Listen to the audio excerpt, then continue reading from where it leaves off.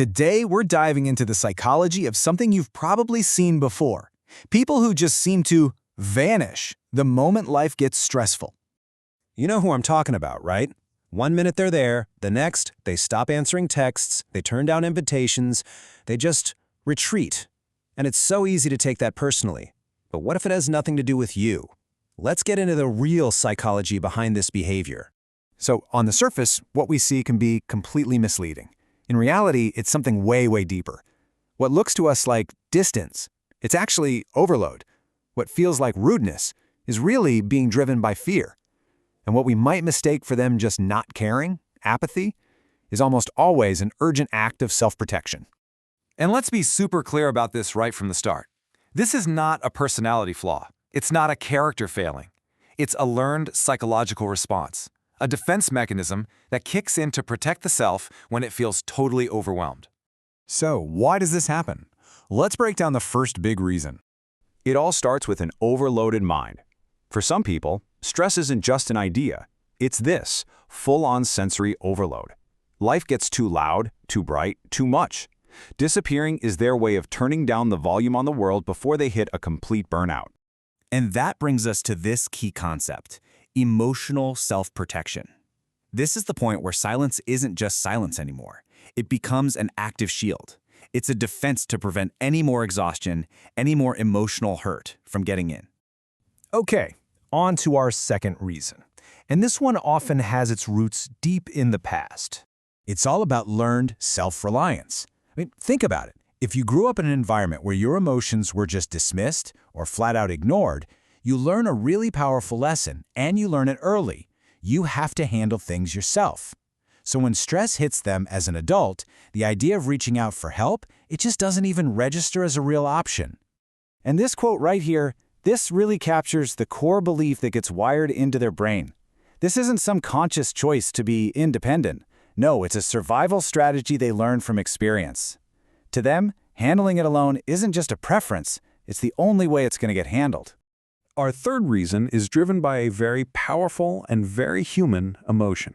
And that emotion is fear, a really deep fear of being seen as a burden, or maybe even worse, a fear of being replaceable. They have this thought that if they show their stress, people will decide they're too much to deal with and just walk away. So to avoid that risk of rejection, they hide their needs entirely. Now let's look at the fourth reason. And this one shows that this behavior isn't about avoiding the problem at all. Is because these folks are often internal processors. Their brain needs quiet, it needs solitude to actually make sense of everything that's going on. So they aren't ignoring the situation. They are deep inside their own head, analyzing, strategizing, and trying to solve it before they feel safe enough to even talk about it. You know, there's a psychological term for this, rumination. It's that mental process of replaying possibilities over and over and over again, trying to predict what's going to happen and find a way forward. It's an incredibly intense cognitive workout that really requires total focus, away from all the outside noise. All right, our fifth reason brings us back to another kind of fear. It's the fear of making things worse. When stress is high, our emotions are raw, right?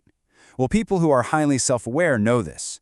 They're acutely conscious of their own tone, their facial expressions. So they choose silence because they'd rather say nothing at all than risk reacting with that raw emotion and causing even more damage.